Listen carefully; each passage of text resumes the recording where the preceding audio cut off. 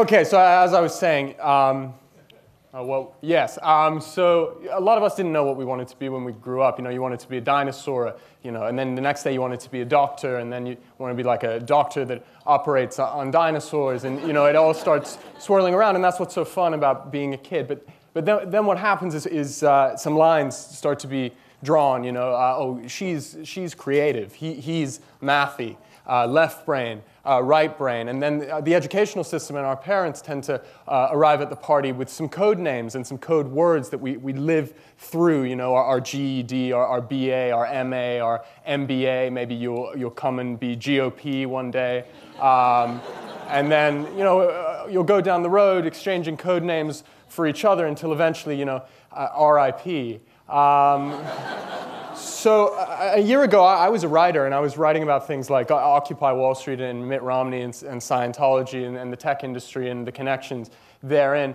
And I dropped it all, and I dropped all of those codes as instruction booklets, and I started working with a group of amazing people in London on a different kind of a computer, a computer you make yourself, like Lego, something that you can build and code with the simplicity and fun of a game. And here's one I made earlier, as they say on the cooking shows.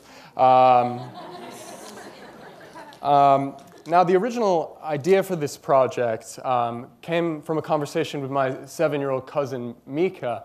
Like me, when asked what he wants to be when he grows up, he's just kind of like, pfft. But what he does know is that he wants to build things and make things. And I asked him, well, you've been building with Lego, you've been building cars, et cetera. What do you want to build next? And he said, a computer. And I was like, dude. And he was like, no, really, a computer. And I said, okay, well, that sounds kind of difficult. And he said, no, it shouldn't be difficult. It should be easy. Nobody should tell me how to do it. I should be able to do it myself with no one leaning. I'm kind of putting words in his mouth now, but he basically said, it has to be as simple and fun as Lego. And me and my friend Jonathan at the time, we were amazed by this. We were totally unqualified to take on this challenge. I was like a writer, an amateur designer. I wrote code the way you might write like a text at 2 a.m. on a Saturday night, which is to say quite sloppily. Jonathan was an awesome guy working in the plastics industry and a snowboarder, but we got to work doing this. And here you see the final piece coming together. It was based on some existing technology, something called the Raspberry Pi, a $35 Linux board invented in Cambridge, where I was doing my master's degree. We got to work, and this is what eventually came out of it. There was a book that gave a simple story of how computers work, and by the end, hey, a computer. Okay, so this is Mika and Jess, and as someone who loves words, like Tim and like a lot of the speakers who have appeared today, I started with, the word computer, and I think it's a really interesting one because it's really misunderstood. 400 years ago, a computer was a person that you paid to do calculations for you. So you'd be like, he's a computer, she's a computer, interesting. And then, 200 years ago, when the computer was coming into being, it was made out of levers and gears, And when you actually start thinking about it, a computer can be made out of anything at all, anything that can speak in a language that can accept rules and instructions. You can even make the basic building block of a computer out of an audience, and that's what I'm going to try and do with you now.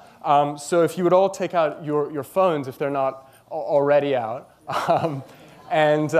I'm going to give you a little code, a little set of instructions that will allow us together to become what's called a binary array, which is the building block of a computer. That sounds really complicated. What it really is a series of yeses and nos. So I'm going to ask you 2 questions. If the answer is yes to my question, turn on your screen like this, your phone screen.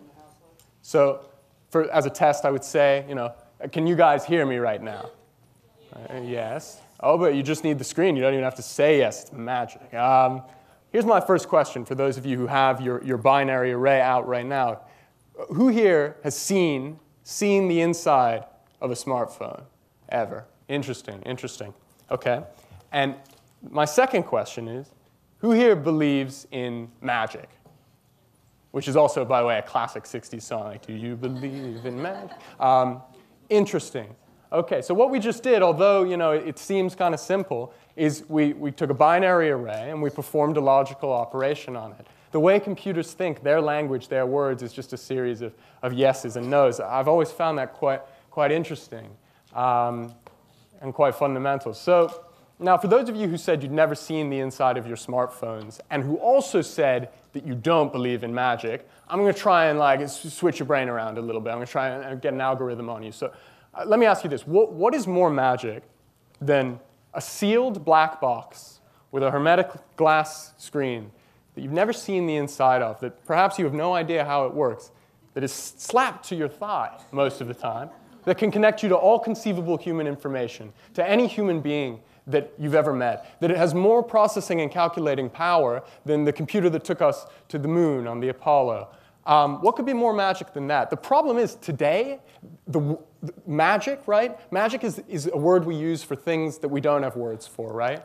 Like you call something magic when you don't really have the right words to put it together. And in the world now, a tiny 1% of 1% has the words for computing.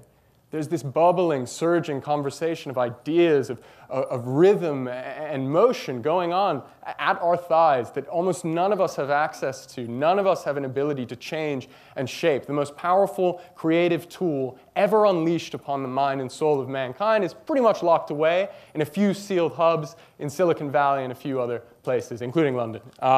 So there are 4.5 billion of these guys, including laptops and smartphones, tablets in the world. Half of them are connected to the internet. And astonishingly, none of us really have this simple, fun way to make and play. And this kind of brought us, me and Jonathan, my co-founder, back to Mika's question. Why shouldn't a computer be as simple as this? Why shouldn't the basic building blocks, the codes that allow a computer to think and work, why couldn't they be like Lego? If you zoomed in to this, the Raspberry Pi, all the way down here, what you would see is something not too dissimilar from what you just saw in the audience. Switches turning on and off, representing yeses and nos. What really matters in the end is just the question, the input you give it. People think of this as alien. People think of this as something separate from us. But in fact, it's a mind and meaning machine operating in yeses and nos, switches on and off like the neurons in your brain. And it's amazing the way we're so connected to them and so distant. It's so mysterious. So me and Jonathan, despite being totally unqualified, we dropped everything. We moved to London, and we started building and making. I started teaching myself to code, program, that is. Jonathan flew to China, checked out the biggest electronics bazaar in the world in Shenzhen. We started stuffing stuff into 200 boxes. We wrote a simple book that you saw in the video, a story that began with the words, "This is your little computer. It looks a bit complicated, but you can make it yourself and use all its powers." So we folded all these boxes. I got tons of paper cuts, and then we went around to schools across the UK. We started testing it, and something quite magical happened. Like many of you, the kids, when we came in, they hadn't seen the inside of a computer. They had no idea how it worked. But in an hour, with a simple story, open source tools, and nice design, and a sense of humanity, you could have them making computers, making games, building open source songs on synthesizers. One kid, after a workshop, we asked them how they feel afterwards. He says, "I feel like God." Jesus, that's amazing. Feel like God. We should all be so lucky. So Jonathan and I were working on this, and then something strange actually happened.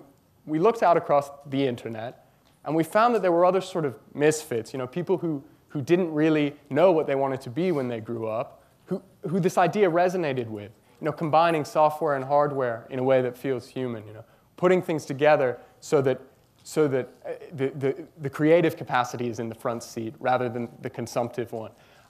There was Matthew, a Welsh open source wizard who'd been teaching techno camps across the UK. There was a Swedish designer who was drawing, pixel perfect paintbrushes and anime characters. There was a guy working at Sony who was making games for the who was designing software for the PlayStation 4, who was kind of cheating on the PlayStation 4 on the side and making Xbox games. So all these misfits, we got together. We had a bit of money. We got a loan from Mika's dad to buy 200 of these, and we started working. There were no titles. We started teaching each other. So on November the 19th, we all got together, and we thought, we want to make 1,000 more of these. The kids love it. There's a resonance. We want to make 1,000 more. We're going to go to Kickstarter. At the time, these cost us about $90 to make. We said, OK, can we please, from the community, raise $100,000 to make 1,000 of these? And just keep testing, keep improving, keep seeing how far the rabbit hole goes, as Morpheus said in The Matrix. November 19th, we hit the button, and something kind of crazy happened. The numbers kept going up. We hit the $100,000 goal in about 12 hours. It was a 30-day campaign. That's how long we thought it would take. I hopped on a plane to come back here to New York to show my friends and family what I'd been working on. By the time I'd landed, we were at $250,000. By the end of the campaign, we were at $1.5 million with 13,000 backers from 50 countries around the world, including Steve Wozniak, which just like blew my mind, dude.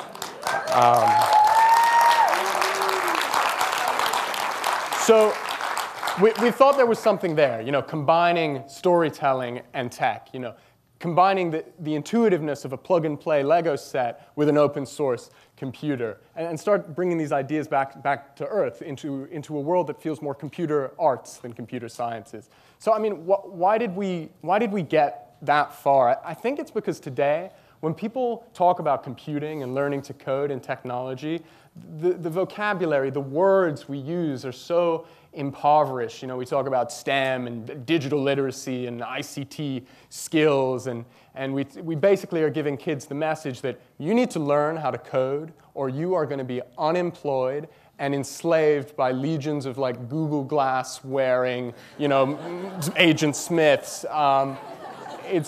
We've started to think of computing as this purely technical vocational skill, and what Kano tried to do was make it feel creative again. So I want to talk about quickly, because I think it's important, other codes that we live by that we don't even realize. Obviously, this is a code. The Roman alphabet, the Latin alphabet, encodes sounds that we make. A code is just a signifier, one thing to another, like you're flicking switches for yes and no. Putting this together in interesting ways leads to words. And this, of course, is a fork of an existing code base, the Greek alphabet, which is in itself a fork of all written alphabets that came before, all the way back to cuneiform, the original, the OG written language. So then, of course, there's our standard decimal number system, and the times table is one of the first things we ever learn. If you're good at this, be careful, because the world will tell you that you're mathy, and then that's it, and they won't let you do anything else, because we need people like that, unfortunately. And then here's another code that people don't always think about: the musical staff. I mean, that is a code, a way of representing certain instructions that we can breathe through instruments, or really now through computers as well. And what we've found is, when you try and play in just one of these, and you kind of narrow your mind to just one of these, the musical staff, the alphabet, numbers, you end up producing stuff that's kind of bad, like kind of formulaic. What's really sweet, I think, is when you start bashing these code bases against one another, right? That's what starts to get things going. A great example, we got Jizza in the house today, like, oh my God. But Jizza and rap music, a combination of many code bases, it does have this quality of merging and kind of funneling between multiple code bases. I'll give an example from Jizza, if he doesn't mind. Ice goes, if you living in the world today, you be hearing all the slang that the Wu-Tang say.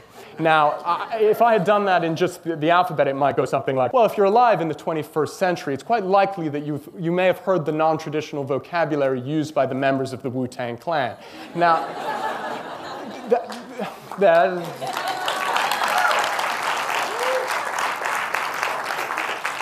the first computer programmer was a woman. She was working on one of these clacking gears computers in Great Britain. She was the daughter of Lord Byron, maybe the original abstract poet incognito. Lady Ada Lovelace called computer programming the poetical science. I thought that was kind of beautiful. Finally, one last code. This is from a cave painting about 10,000 years old. This is like a weird kind of interest of mine in Mexico. These handprints on the wall are what anthropologists and academics who study ancient art think of as the first code for a human being, the first symbol for a person. Now, this comes into being, about 10,000 years ago, contemporaneous with writing, as people are breathing art onto the walls around them, as they're starting to wake up to the sense that they're more than just really animals, to be honest. And maybe as a little side note, we were counting earlier with ones and zeros, switches on our phones. People think that's different, the way that a computer thinks. It's very stark. But the only reason we count 1, 2, 3, 4, 5, 6, 7, 8, 9, 10 in a decimal system is because we have 10 fingers, right? Which has always kind of surprised me. We could have been so different in so many ways, and the codes that we sort of inherit, they cause more, they often restrict us more than we think. The other story I'll just drop really quickly is, speaking of mixing code bases, I have a friend who started as a philosopher and who now studies monkeys. He's basically shown, like real monkeys, like not even in the abstract. He's now shown that monkeys, despite their many similarities to us, these are chimpanzees, they do not learn for learning's sake alone. They learn usually to get like another candy or avoid whatever horror we inflict upon them in these labs. But so downer. We're the only things that do that. We're the only things that absorb new codes just for the heck of it, and I think that's quite cool. So this is how, at least at Kano, we've approached coding. We've plugged it into games, computer programming. We combine visual blocks with the real code that is outputted at the side, that is Python, and then it gets pumped into a game or into a music generation piece of software, or to something that will pull a video or paint a picture. And often it's just seeing the code and being able to move it in a way that is visual, that feels human rather than abstract, that gives kids the ability to make like a lava volcano like you just saw, to not just play by the rules of Minecraft, but to break them, to reimagine them. So I want to talk very quickly. You saw the code on the screen, something you probably never see, that Python. I want to talk very quickly about openness. I think we're moving in some ways into an age of openness, an age of connectivity. I remember the first time I ever got interested in what the inside of a computer looks like. I said I was quite anxious. I have quite an addictive personality. When I was little, I memorized the whole script of The Matrix, and I was addicted to my screen. I couldn't stop on the screens. And someone very near and dear to me in a big argument lifted up my iBook at the time. It was an iBook. Kind of walked outside very sort of proudly and slammed it on the ground. I burst into these pieces, and I was devastated, obviously. I walked outside, started kind of piecing through it, a bit like Gollum, looking for the hard drive. The hard drive, because I'd heard somewhere that the hard drive is where all the ideas are kept. That's where my ideas were, my stories. But I could never find the hard drive because I didn't know what it looked like. And without a computer, I had no way of looking up what it looked like, which is kind of a catch-22. So this is a picture taken from the International Space Station of Africa. 500 million people coming online in the next decade in Africa. Don't let anyone tell you about the emerging world. It's already emerged. Of the top 10 cities on Facebook, I think 1 is American. And this is a new invention generation rising now. They're using open tools, pulling things out of the trash to make instruments, to make radio stations. I mean, this is a world that we could never have anticipated 5 years ago even, and yet it's appearing before our eyes. And now a word on the International Space Station. The International Space Station, until recently, ran on proprietary Windows software designed in a hermetically sealed lab, much like many of your phones. But a year ago, it switched. It switched its heart and soul, its ideas, its software to Linux, which is open source. And what that means is that anyone can download it for free. Amateurs, hobbyists, they can fork it, they can change it. I've always found it very beautiful, the idea that as the world opens, as code bases are shared in places that they had never been anticipated, the models that we are using to build our greatest achievements, the International Space Station, are free and open and built by people who didn't need codes after their names. They didn't need those signs, those labels, those affirmations. They built them themselves just for the heck of it because they wanted to make and play with something new. Now, for our own story, Kano, and I'll wrap it up quickly, we're terrified because we have to now ship over 13,000 kits, and it's now up to 20,000, to all these countries around the world. And with it, you can build a computer, you can start to code. The software that we run on, that you can manipulate, Debian Linux, is the same software that runs the International Space Station. We never thought that this story would end up here. And what we have to do now, and for an anxious person like me, it can be quite difficult, is admit ignorance, and say we hope and pray that what is created with our kits, with the computer that you make yourself, we never expected. We hope and pray that you'll surprise us. Eventually, this will not be the exception, but the norm, I think. The computer arts, we have to bring them into our society, or we're going to lose another generation who thinks it's all about program or be programmed, join the machine or fight against it. I guess I should close maybe with the words of Morpheus again. Neo is saying, he's very glum. He says, I don't believe in magic. And Morpheus says, well, a computer, what you can do with a computer is incredible because you don't use it like a tool. You use it like a part of yourself. I think that's what we all can do in the years to come. Thank you. Okay.